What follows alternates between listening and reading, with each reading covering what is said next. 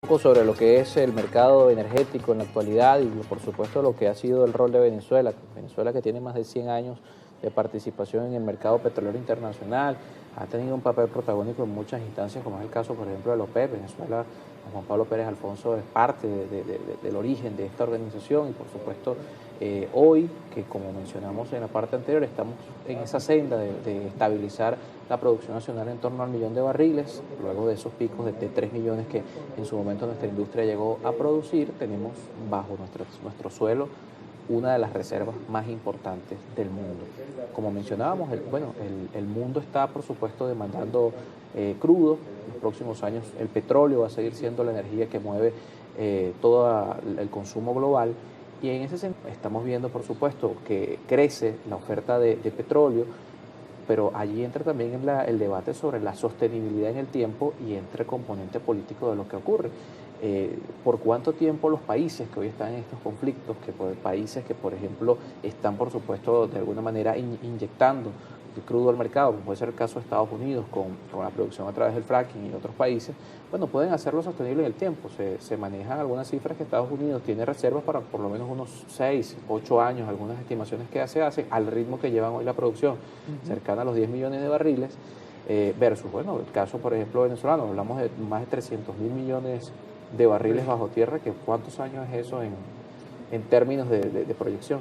Oye, para los niveles de producción venezolanos podemos hablar de 300, 400 años, probablemente con bastante crudo. Y en el caso de Arabia Saudita, unos 100 años tranquilamente. Si realmente el tema... Que si Arabia Saudita está por encima de los 6 millones de barriles de producción. Sí, está casi por encima de los 7. En el caso específico, casi más encima de los 10. El caso más complicado geopolítico que se presenta actualmente es el tema de que Estados Unidos pasó de ser un país importador de crudo. Recordemos que en los años 70 hasta el autor del mundo y exportador, es decir, lograba exportar su crudo. Por temas de producción y de caimiento de los yacimientos, Estados Unidos tenía también para ese momento casi 80 años de producción petrolera. Llegaron a un punto donde se convirtieron de exportador neto a un importador neto. Llegaron a un punto de que casi que dos terceras partes de todo el crudo que consumían tenía que ser exportado, aprovechando para poder colocar nuestro crudo junto con el crudo de Canadá, que eran los dos grandes mercados, los dos grandes productores que importaban a Estados Unidos. Debido al, como toda la situación conocida por todos, durante el principio de la primera década del siglo XX, Estados Unidos y la Unión decidió abrir una serie de licencias que permitían y autorizaban el trabajo de una producción que se llama fracking, que es básicamente romper la roca a través de unos procesos químicos y mecánicos para poder extraer más crudo de estos yacimientos antiguos. Y eso les ha permitido hasta el día de hoy ya alcanzar ya el punto de casi 13 millones de barriles diarios de producción de crudo, lo cual es para un país como Estados Unidos es volverse a convertir de nuevo en un país exportador de crudo. Ya Estados Unidos se puede considerar como prácticamente autosuficiente. Tiene la ventaja de que tiene instalaciones que pueden trabajar perfectamente con crudos venezolanos y con crudos canadienses, que si el crudo venezolano es alto en gluten, ni les cuento el canadiense, que es un crudo todavía más pesado. Para darles un ejemplo de la contextualización, el crudo de la faja del Orinoco venezolano, que es uno de estos crudos más pesados, parece como el contexto, imagínense un betún de zapato. Los crudos del lago de Maracaibo sí tienden a parecer más un crudo tipo diésel o aceites más o menos tipo automotriz, simplemente como fines referenciales. El de Canadá es básicamente, estamos hablando de imagínense agarrar ese betún de zapato y mezclarlo con arena de playa. A ese nivel es esa cosa, realmente se saca con camiones, no se saca con pozos. Entonces, claro, el tema del crudo canadiense es todavía mucho más complicado de manejar, pero Estados Unidos ha aprendido cómo hacerlo. Y entonces, pues imagínense poder procesar ese crudo y vender a cambio un crudo que es el WTI, que es un crudito que parece agüita. Si realmente es como algo tan válido y funcional como este vaso de agua, que es el crudo que se saca de la zona de Permian Basin. Entonces, para Estados Unidos es una oportunidad de oro para la producción petrolera. Para nosotros como país petrolero es una oportunidad también de oro porque como les decía, nuestro crudo tiene una particularidad que es que tiene unos costos de producción muy bajos.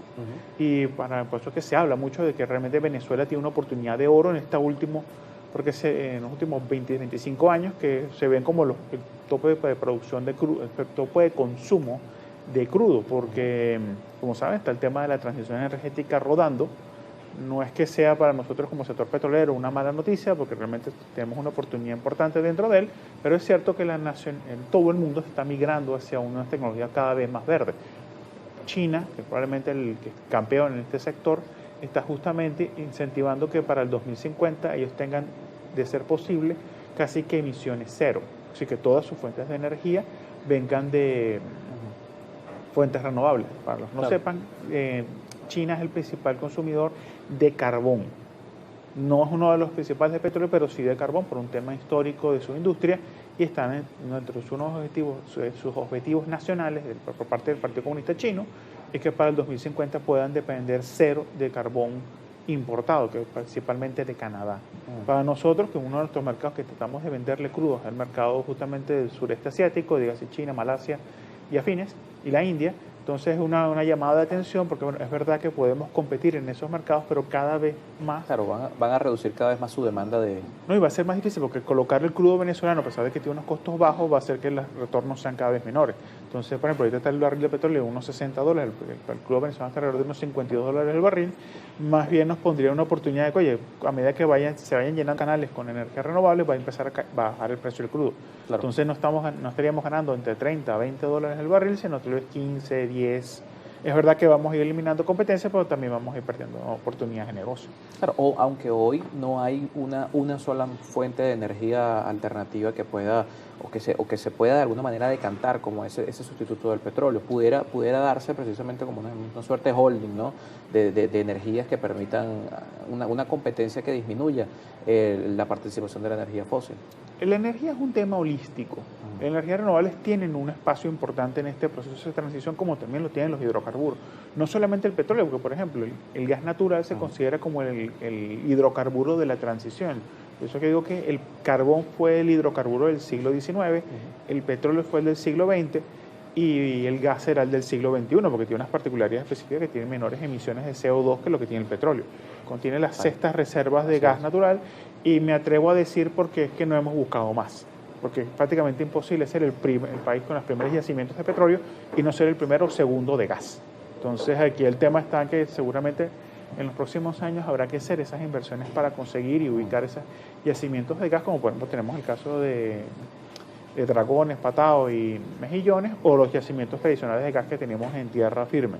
Entonces la oportunidad es de oro, entonces este es el momento específicamente para comenzar a explorar todas estas áreas. No vean a Venezuela como un país atrasado que quedó en el siglo XX, todo lo contrario, tiene todos los recursos para explotar y ser uno de los grandes marcadores del negocio del siglo XXI. Y por eso que aprovecho la oportunidad, disculpen en el momento para hacer una cuña.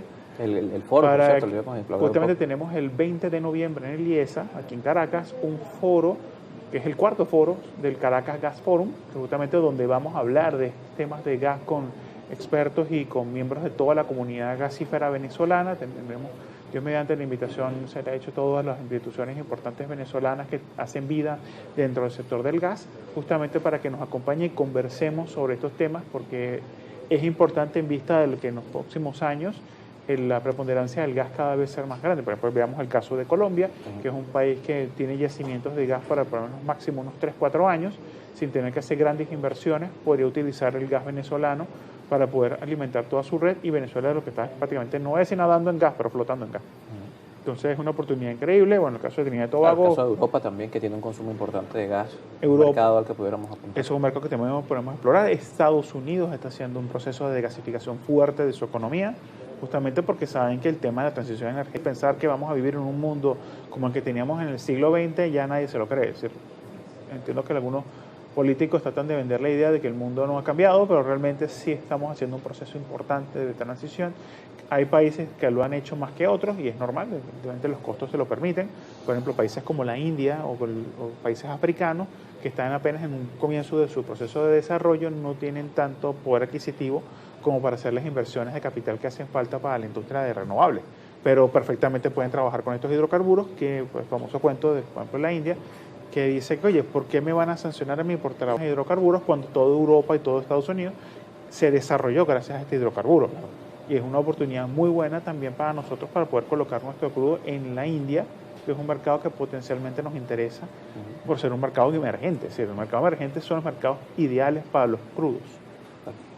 Gracias por acompañarnos esta mañana. Muchísimas Osvaldo gracias. Felizuela con nosotros en estudio. Bueno, invitados todos a la cuarta edición del Caracas Gas Forum 2025, la apuesta al mercado interno, ahorro, descarbonización y aseguramiento del abastecimiento, hablando un poco sobre lo que es esta transición energética y el rol de Venezuela en este sentido, el potencial que tiene en toda esta materia económica y por supuesto el mercado de los hidrocarburos.